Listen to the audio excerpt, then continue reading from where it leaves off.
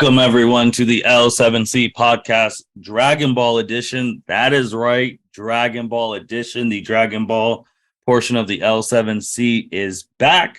So we have the Dragon Ball expert with us, Mr. Mitch Oso. How are you doing today, sir? Oh, it's good to be back, but now you're putting me to work, man. It's like I enjoyed my vacation, so I was enjoying just sitting back and just seeing what everyone else was doing, and letting everyone else kind of take the reins. But it's good to be back, man. Yeah, because the last Dragon Ball chapter was August 19th, 2022, and the movie was around that time as well. So we haven't had Dragon Ball in the whole fall season. We're in winter now. Like in the entire fall, we had no Dragon Ball. Yep, August 19th. That was summertime, man. We're recording this on the 21st, the day after the chapter releases, first day of winter. Literally, the entire fall season, we did not have a manga chapter to review. It's been a while. So, been a very long time. And before we talk about this chapter, obviously there was stuff coming out from the typical people who put stuff out, Chronicles, Geekdom, all that stuff, saying that we're going to have a chapter in December. And to a lot of people's surprise, it was a prequel-ish to Dragon Ball Superhero. So I guess this is going to tie it in with the manga and stuff. So Mitch, it got confirmed for a lot of people that Granolah and Moro happened before Superhero. yep, yep. So it's happened. All of this has still happened before the 28th World Martial Arts Tournament. So we haven't. Well, hold on. I forget. I need to brush up. Was the movie after the tournament? No, the movie is right before it's near the end of Z. It's right before the 28th World Martial Arts Tournament. Okay, that was just a nice little refresher. You see, that's how long it's been. I just get a little rusty with my knowledge here. But yeah, it confirmed that just the time placement for all of this stuff. So yep, we're still before the end of Z, so I mean, our hopes that they retcon GT are still alive, but that ain't happening. Nothing ever happened that we wanted to, but that's a discussion for another time.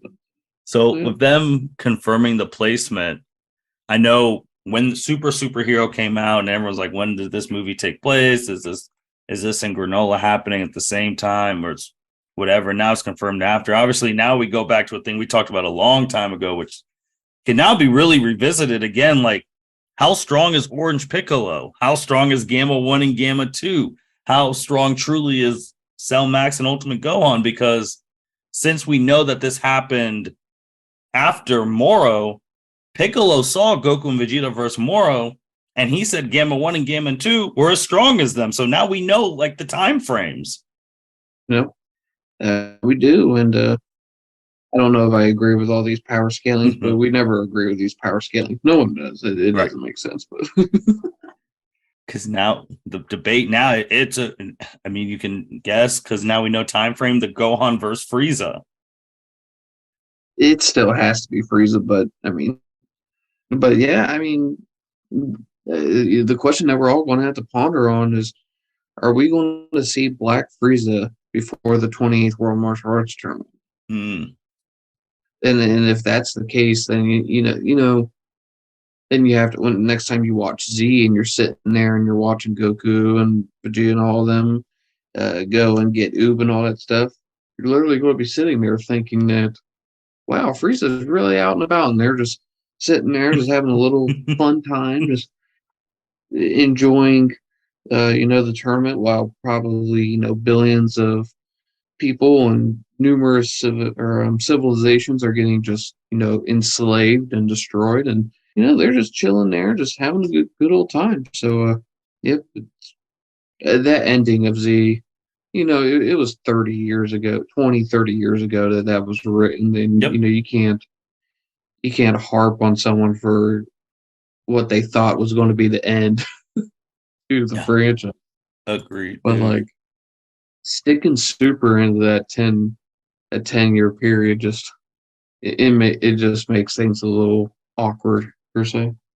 Yeah, because now if you're thinking like that, they were having their fun time where, oh, Beerus and Whis, what are they doing? Why aren't they at the tournament? Obviously, hindsight, like you said, Frieza running amok.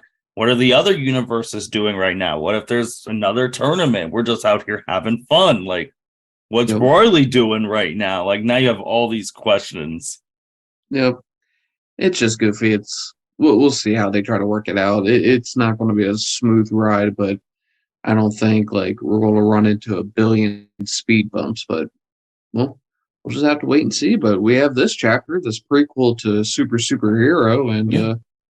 I think that was the one thing that this is going to be a different review for everyone listening because I'll be honest with you, we knew that this chapter, and maybe you've read the chapter or maybe you've heard through the grapevine, but if you haven't, this chapter was a filler because as we've said, this was the ramping up for the movie, and it was a super long chapter. We get the standard 48 pages. This was 55 pages. It followed Goten and Trunks, who have taken the role of trying to be a superhero, just like Gohan whenever he was Great Saiyaman. And it was just the intro to this little mini filler arc that we're about to get to him. But it starts off, actually, the pages are in color, the first Yeah. like 5 pages. Pretty nice to see some stuff because it starts off on Beerus's planet, and Goku and Vegeta are there, and Goku, Whis, and Beerus are having a meal after the fight on Gas against Gas and Granolah and the Heaters, all on Planet Cereal. Or, yeah. And I lost my train of thought. On planet, well, Goku, Yeah. and they fought Granolah. They're back on Beerus's planet, and they're just chowing down. Yeah, they're just chowing down, and they're thinking about how they're going to defeat Frieza. We actually see Frieza in his Black Frieza transformation, which is pretty sweet. Not all gold and purple, for example. Obviously, with how the name suggests, he's mainly his white look, but different parts of him are the color black, and it looks pretty good. Looks pretty good in color. It's weird now because they haven't had to chase Frieza in power level in a long time. Nope. A long time. So now that they know because for people, remember when Frieza showed up at the end of the Granolah arc, because me and Mitch, we gave up hope because it was almost 2 years and this dude was not seen. And then he shows up the last chapter, kills the main villain, KOs the heroes in one hit in his new form. So remember, Frieza is on a whole different level of power than true Ultra Instinct and Ultra Ego.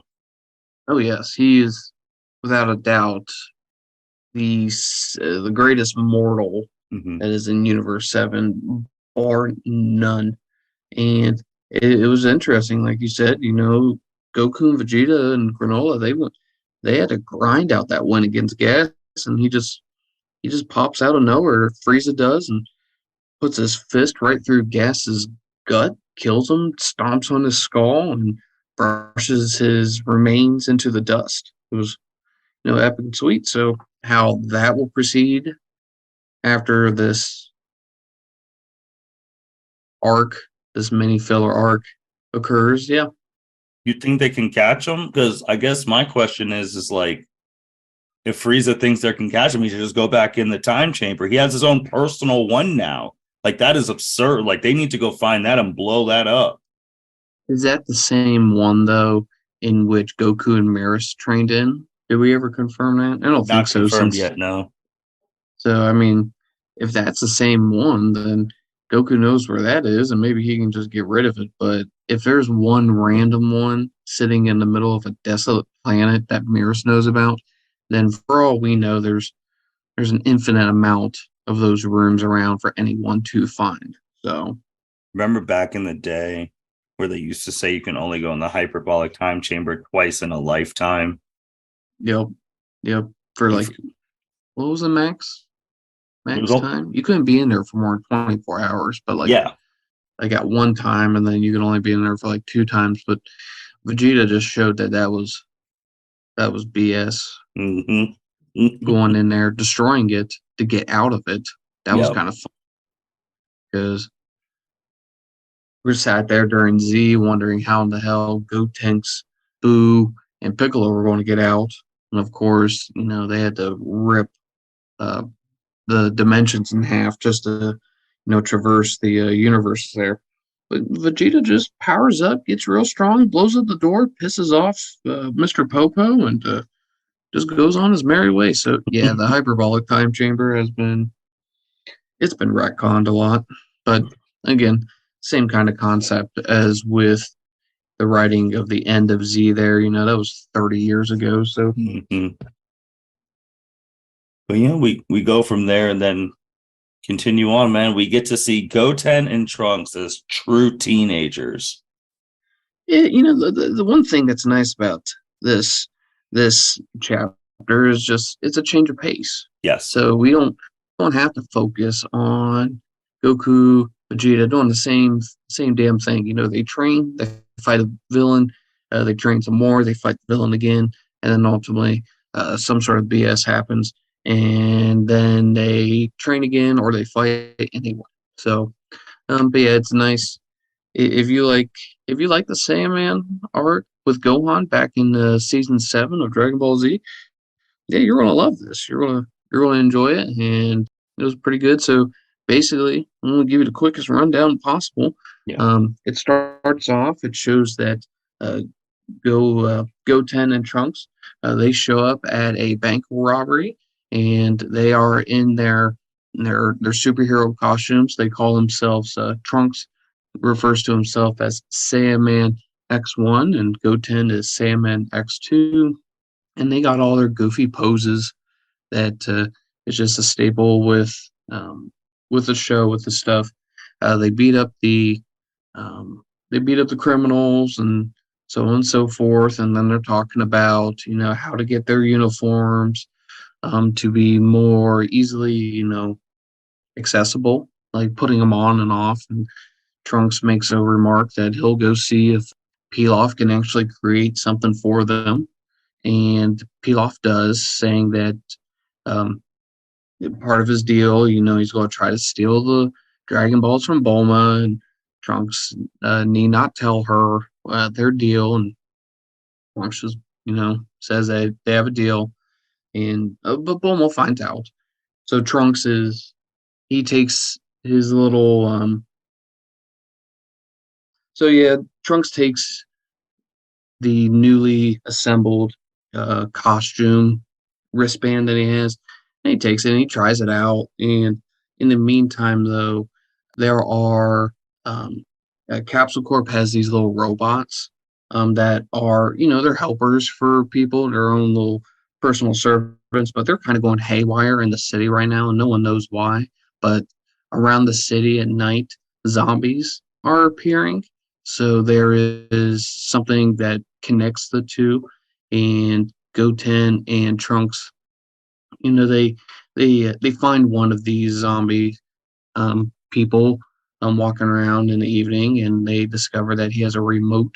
And as he goes up to these robots, he's making them malfunction, and the robot runs away, and they follow the zombie character here to a abandoned mansion, and they find that the robots are being reprogrammed um, by a group of zombie androids, as we kind of find out, called Alpha Squad, I believe is what it was. Mm-hmm. And they were created by Dr. Keto, who is Dr. Zero's grandson that we all saw in the movie there. And Trunks and Goten, they fight off.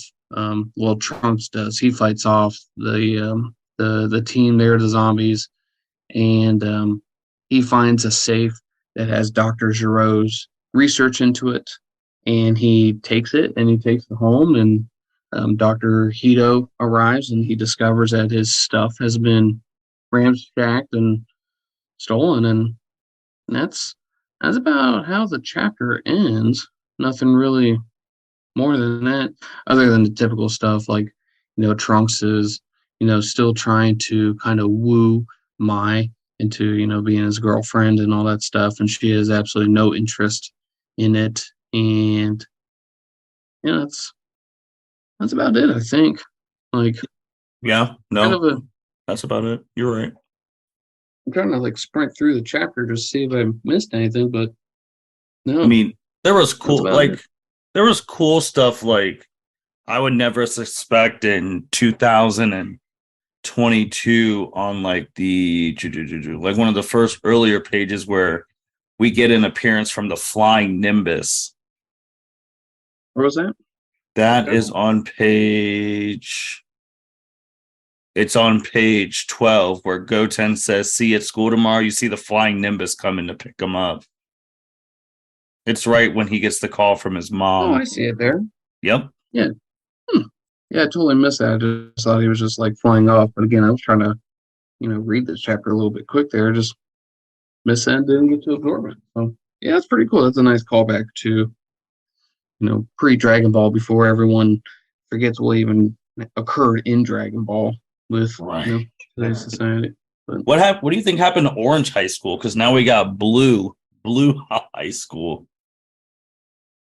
since closer to a big city, I've just come to learn that, some school districts just have multiple, they have multiple high schools, maybe like the school district in which I'm in, they have a building just for freshmen, just ninth grade, and then their high school has 10, 11, and 12. So it's like, blue, maybe blue is just, I mean, how old are they? They would be around that age, like early Mm-hmm. teenagers. They're not even driving yet. So, I mean, maybe blue is just where you go before you get to orange. So, That's a good point. It was interesting because with like this whole superhero gimmick thing, like why would they? It makes more sense for this Trunks to like have a secret identity than it did for Gohan back then. And the reason for that is that like when he sneaks back in the school, he's like not even the heir of Capsule Corporation because like technically everyone knows who Trunks is because of his mom. hmm yeah, So it's everyone like, on the planet should know Trunks. Just they're the richest and the largest, the richest family and the largest company in the world, which, they mentioned that in the movie. So yeah, yeah, and I Trunks, guess with Goten blue. too, it makes sense with the secret identity because, like, if you do the whole superhero connect the dots, his brother is Gohan, who was married to Videl, who's the daughter of Mr. Satan. hmm Yeah, apparently TMZ does not exist in the DBZ or DBS universe because there's no way in hell that those two are not the most known people in that entire school. There's no way. I agree. I agree, man. Like, because I was like, all right, it makes sense. Because I almost had to think back to Dragon Ball Z. I was like, wouldn't they already know who Trunks and Goten are? Because like, there's official record of them fighting in like that junior tournament. Because I was like, I don't think that got erased when they made the wishes after Boo. I don't think so. No, because that occurred before all of the destruction of what Vegeta caused. So Mhm. I don't think that got erased from people's minds, but I'd have to go and actually hear what that wish exactly was. Right. Because if they wish for the entire tournament to be erased as well, like, and no one remembers that tournament ever even occurring. No, right. Agree on that. And then we did. It's funny too because you see a typical teenage moment where Goten's excited to go to the movie, and Trunks like, I only have two, man. I want to ask Mai, and then you go to that signature. Trunks was putting he didn't believe in bros before hoes, man. That is true. Now, I will say there is one thing that kind of made me cringe because there's no way in which teenagers talk about it like this in today's age. But when they were playing video games, and unless this was just filler for who did the lettering for this, it was a new person. It wasn't. I think. Give me 1 second here. The lettering was by Brandon Bovia, which Mhm. you could see that. On page 5 there, right in the middle, because Caleb Cook, he still did the translation, but maybe Brandon couldn't fit the acronym for in real life. Mm-hmm. With Because Trunks. yeah, because there's no way in heck that Trunks is like, oh, I just want to go and kick butt IRL. Like, it was just like, really, but People got some issues with that because they're like, how does Trunks not know how to deal with like tech stuff? His mom is Bulma. well, I mean, do you think Vegeta knows how to boot up a computer? Oh no, but but he knew how to use a spaceship. Is Trunks know how to use a spaceship? Well, in fairness to Vegeta or even Goku, those like the brief family, they made that shit as easy as can be. Like Goku had a single button going to Namek to get that thing going. It was a big, huge 6 inch by 6 inch button, and then he would just push that thing, went skyrocketing and flying. And but no, maybe Trunks just wants to be more like his dad. Maybe I don't know. He didn't seem like that. This universe is Trunks. Obviously, Right. didn't seem like that whenever he was a kid. He always seemed to like I don't know, just want to be a kid. He didn't want to fight too much. But I mean, we did see the moments whenever they're training or Trunks and Vegeta are they're training in the gravity chamber, Mm-hmm. and then all of a sudden, Trunks goes Super Saiyan, and then Vegeta's like, "Hey, you're in a World Martial Arts tournament. Everyone can go Super Saiyan now. It's a bargain sale." The classic funny line, but yeah, it's just if Trunks wanted to be more like his father than his mother, then I guess that would make sense.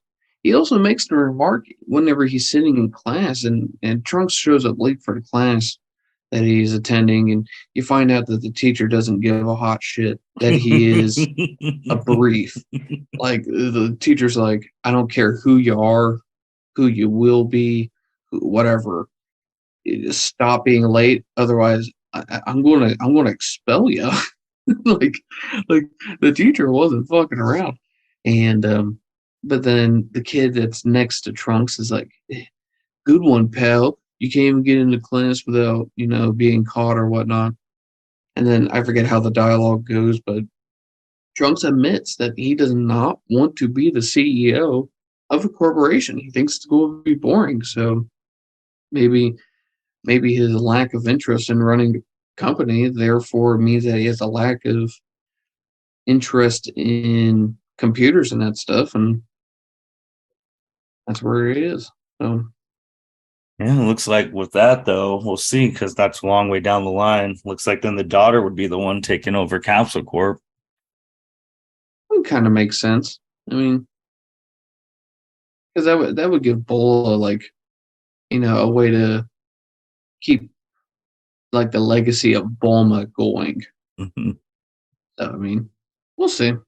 Should be should be interesting, but I also still just can't believe how Trunks is trying to get with Mai. I get that like they got wished to be like young forms, but like Mai's older than Goku. for real though, does Trunks understand that? No, I don't think so. Like, does that's the thing. I don't think, and I hope that I can correct myself in case I'm wrong, but I don't remember Trunks ever learning that, like, the history of the Pilaf gang, Right. like, and what they did and what they've tried to do. Like, Mm-hmm. I don't think he knows. So then, yeah, that feeds into what you said. Teenage Trunks here. Let's say he's 16. Mai has to be technically she has to be like 60, Yep.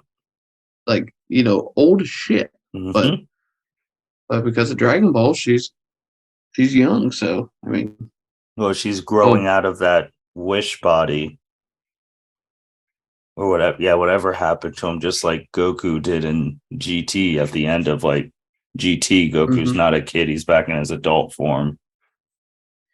Yeah, it's. I don't know if I really don't want to get into a philosophical debate of Like, if you were an adult and you get if someone made a wish to make you a minor, just no. This is like some Michael Bay kind of shit. It really In is. in Transformers 4, why not make your female lead? Why make her 17 so that you can talk about Romeo and Juliet laws of why it's okay to have sex with a minor? It's like, okay, Michael, like just fix the plot. Just Can we make also it talk so. about how Goten's hair, how it went from when he was like shorter, obviously looking identical to Goku, to now Goten looking identical to the Gohan who fought Cell? I'm trying to think. Well, they are trying to match like Goten's hair more up with what he will look like Hmm. at the end of Z, Yeah. because he did have a different hair style than what Goku did. Yeah. Personally, I think that's good. It kind of just shows some individualism. Mhm. Goten trying to identify who he is, because I mean, if he just looked like Goku, I mean, the entire time, you know, as anyone, no one truly wants to be their parents. They want to be, that maybe they want to follow in some successful footsteps of their parents, but everyone wants to be their own individual. And hell, does anyone really want to look like Goku? Everyone gets pissed off when they see Goku. That was the part in the second Broly movie, Broly Hmm. Returns day, when Broly came around and he saw Goten, he got pissed. just it's just part of just that whole thing. So yeah, I don't mind that they're staying true to what they did. I think it's In funny Z. too, like want to talk about like Romeo Juliet, like Michael Bay writing and stuff like that. Like one of the last pages where also police officer Krillin doing his 401k job, telling Goten and Trunks, this is no place for a couple of teens to be sneaking around. I was like, did you forget like that they are Super Saiyans? Like, I'm pretty sure they could sneak around a normal place on planet Earth. I mean, like, I don't understand why Krillin would even make that comment, because I mean, you make a point. Like, what during this bank robbery, Trunks takes the gun out of the guy's hand and crushes it like it was made of Legos, throws it in a trash bag, and says, "This will get cleaned up." And then, like, these people can dodge bullets, they can catch bullets, they can, fight people with hardly minimum energy required. And Krillin knows this. He's like, "Oh, there's no place for a teenager." Like, come on, man. Like, stop. Like, you guys have transcended human beings on the planet. There's the 5 people that could harm you, and random schmucks are not those people. So Where do you think we go from here? Like, what's the next chapter going to be? Is it like them another superhero thing? They're going to add some stuff. Like, we have I a think we have a chapter next month in January. I think this mini arc is going to run. I would think it would only run about 2 or 3 more, because Hmm. I think what they're going to try and do is, because Dr. Hito was introduced and there was that disc Hmm. of Dr. Giro's work. I think this will actually explain more and more how Dr. Hito created his androids, Gamma 1 and Gamma 2. Because actually, let me ask you a question here, Hmm. because this might have just kind of clicked in my brain here. Do you know the Greek alphabet? Ooh, not. I used to No. have to say it a long time in alphabetical order. I don't know if I could do Well, it now. the reason why I ask is you don't even have to go far into it, but the first 3 letters are alpha, beta, gamma, correct? Yeah. Mm. So using that logic, and how all of the Red Ribbon Army, whenever they made androids, they always went, up the chain. Hmm. You started with Android 1, 2, 3, whatever, and then we saw Android 8, and then we got the 16 all the way up to 20. Okay, cool. Hmm. So these androids that he created using the corpses of dead people. So just so you know, Mhm. audience, that yeah, he dug up a whole bunch of corpses and made them androids. They were Alpha Squad. They were Mhm. Alpha. And in the movie, we have Gamma 1 and Gamma 2. Mhm. So by that logic, we should have a beta android here coming with this arc, which maybe Beta Squad or Beta 1 or whomever will be the monumental task that Trunks and Goten will have to fight. And then that'll end their arc.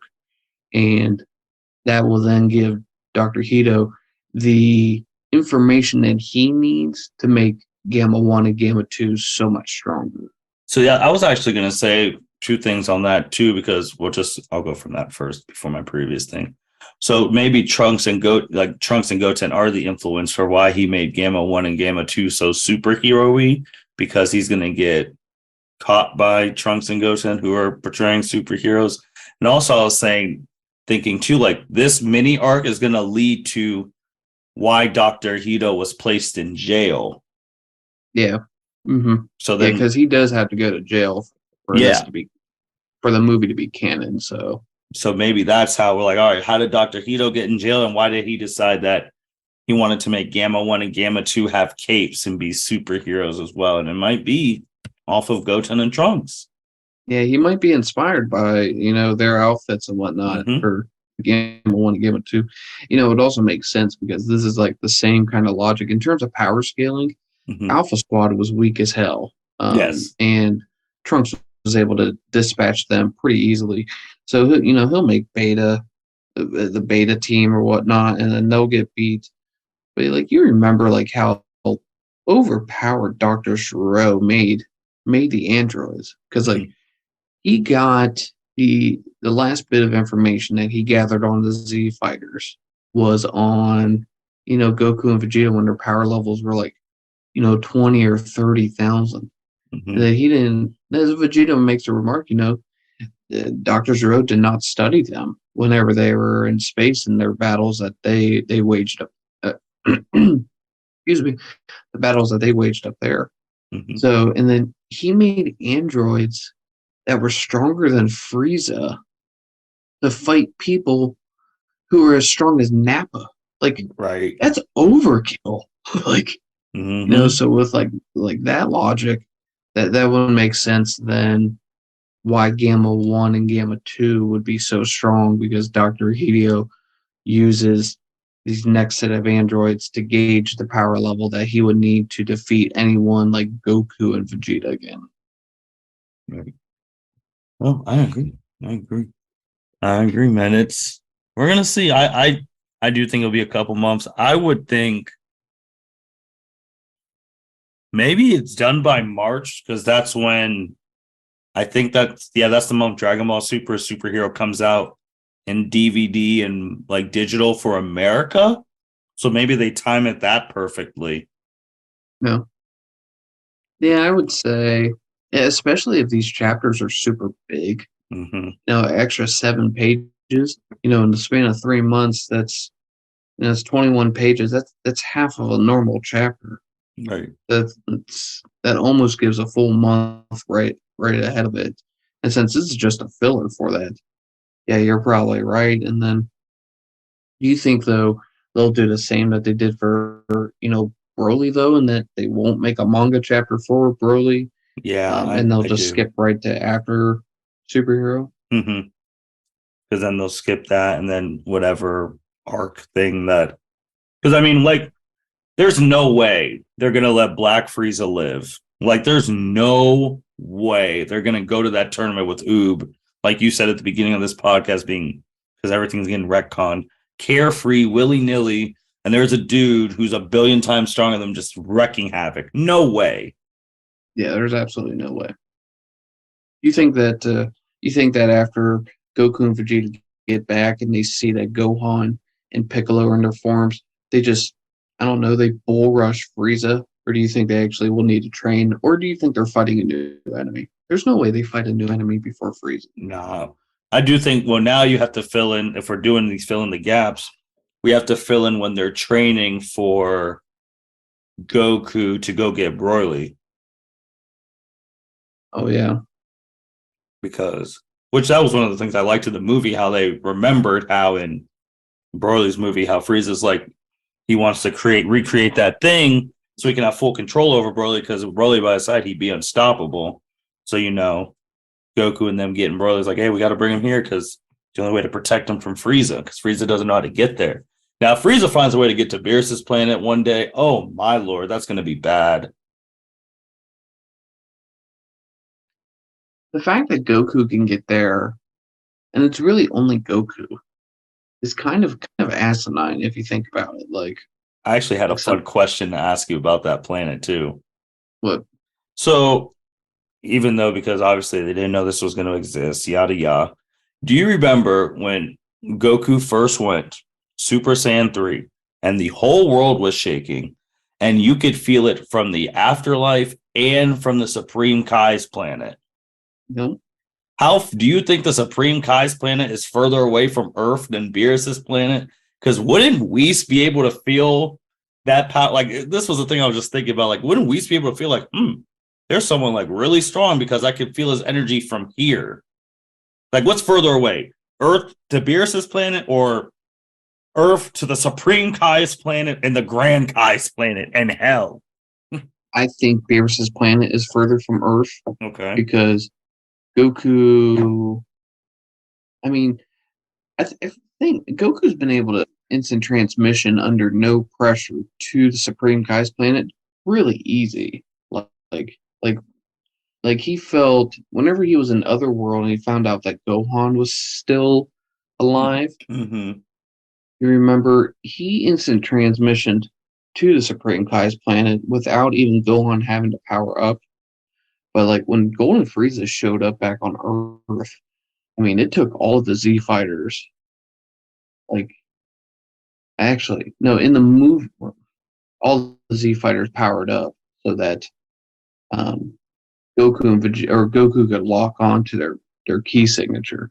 Mm-hmm. Whereas, and then in the anime, Gohan's basically like his dying breath was to go Super Saiyan as he's getting tormented by Frieza, and then Goku was able to lock on there. So where I'm going out of this, to get off Beerus's planet there earlier, Goku actually needed people to actually power up to catch their location. Mm-hmm. But when they were on Supreme Kai's planet, Gohan was swinging a sword around, and Goku figured out where he was.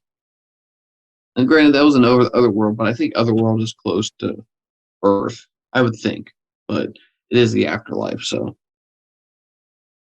I would just love to see a map of how close they well, are. if you ever seen like it would need to be an updated map, and that map is probably full of bullshit because you've seen those maps that they had of like what the universe looks like.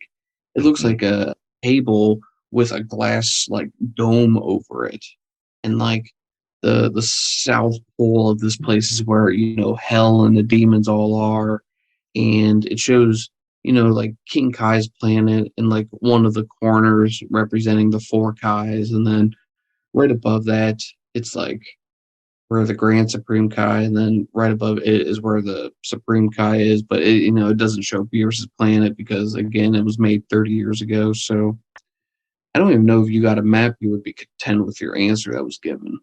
It's just kind of asinine, but It must be interesting. It'd be freaking interesting to see. But so it's the end of the year. By the time this comes out, it'll probably be close to the end of the year, around New Year's Eve.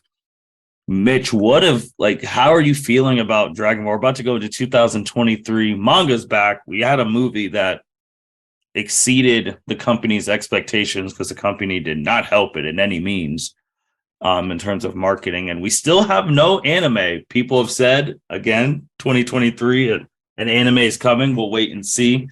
But how are you feeling about Dragon Ball right now? What were your top things you liked that you saw this year in terms of transformation fights or whatever? And are you expecting the anime back next year?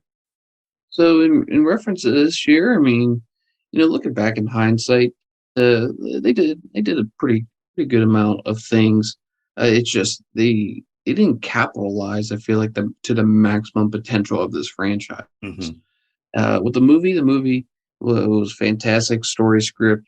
Again, more of a copy and paste Yep. of a lot of different, like a rehashing of Gohan stories. So I mean, it is what it is, but they did pretty fairly well with that, and they added some twist to it with Gamma 1 and Gamma 2 and Dr. Giro's grandson actually not really being evil. He was just employed by an evil guy, and so the movie did pretty well. The animation style, I personally like the old, Hmm. the hand drawn kind of seeming like what Z looked like, but I understand that times change, and that's not really something to really harp on about. The manga itself, it did its job, but again, just missed opportunities. Like, did it have to end the way it did?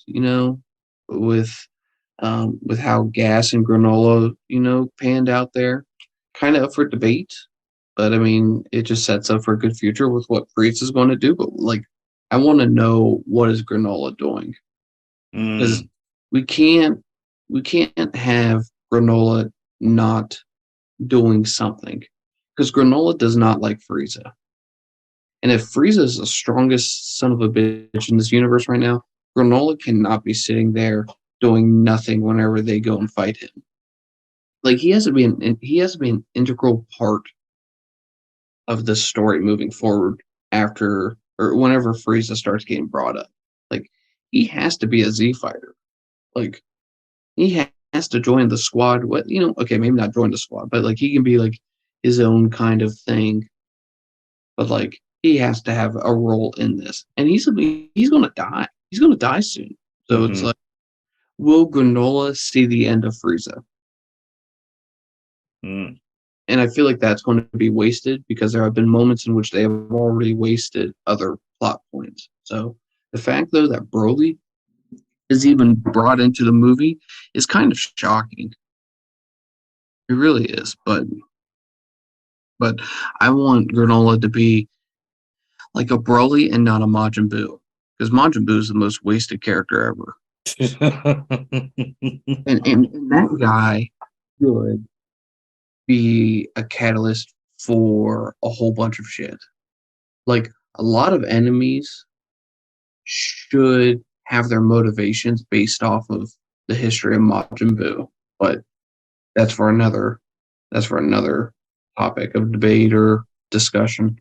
Um, but no, I think, like, if I had to give this year a grade, like A, B, C, D, E, F of Dragon Ball, like, I don't want to give it an A, because there is no anime. But like, would I give it a C?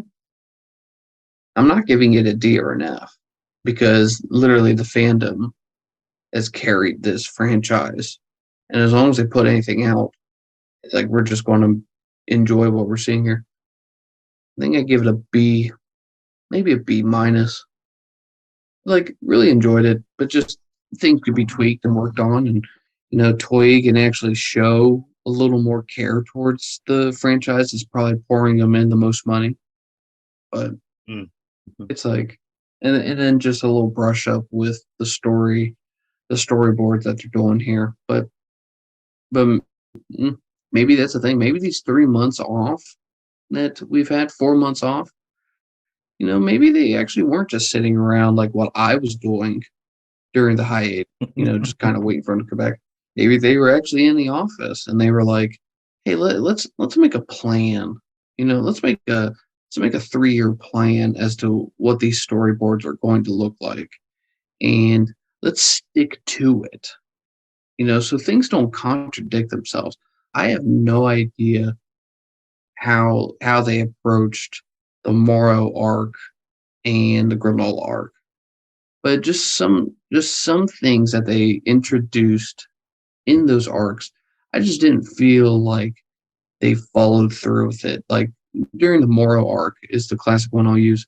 At the beginning of the arc, we learned that the Grand Supreme Kai, like back in the day, like Supreme Kai's, mentor, like he sacrificed his god powers to seal away Moro's magic.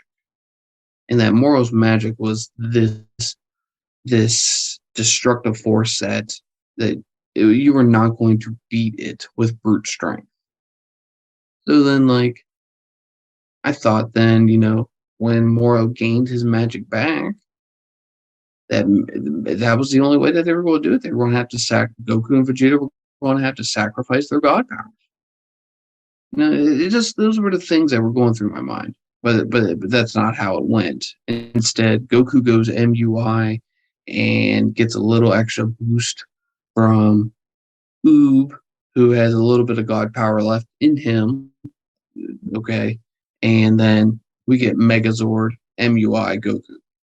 It's like it just from what was being built, just it didn't seem like it was a vertical build, and that this tower was being built sideways going up. But who maybe that's what they did. Maybe they had that plan the whole time, and I'm just overthinking it, or maybe they just won it. I mean, the anime and the manga, during the Tournament of Power and Zamasu, they were very different. They were not the same. You go look at a manga for how like Zamasu ended, for example, not similar at all to the ending of the manga or the anime, the manga, whichever how I phrased it there. And then the Tournament of Power, yeah, they're not the same. So I don't know. I don't even know. Like, do you think that the anime will look the same whenever it comes out to what we've seen in the manga? Or do you think they're just going to do course correction for all the stuff that they, potentially think that they messed up on? It depends on what day for them. If they care, I think they'll probably do course correction. If not, I think they're just gonna go their normal pace. Yeah. What would you give this year? Like, if you had to give it a grade, what are you giving it? I think the thing that carries it for me is just still how Superhero got zero promotion. Like it got more promotion after, like for the DVDs in Japan and all that for when it actually came out in theaters. And the fact that movie in the States with no promotion opened domestically, the number one movie in the US, like that is like that's the biggest like accomplishment for me. And like just like you said, the fans carrying it. So I give it a B because I feel like if they actually promoted that movie, it would even break even more records, and they were just being lazy. So I can't give them an A or a B plus. So I just have to give them a B. There are some things in the Granolah arc I didn't like. Just to think that like we get Ultra Ego, we get True Ultra Instinct, Bardock is back, all this stuff, and then all to end the way it did. I'm just like, eh. And I also just didn't like how, because I was believing too. Like I really felt like Alex's second wish was going to be like Omega game changing. And then we never saw it really. Yep, we didn't. But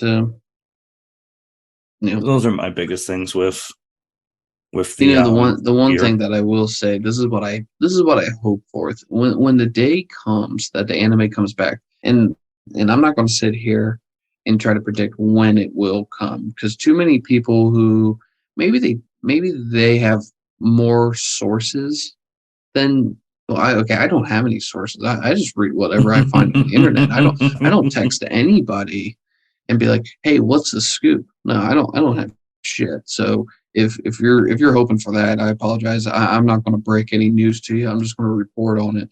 But like, I hope that when the anime comes back, whenever that is, there is not a huge gap in subbed versus dubbed whenever it's released. Because if like you should see that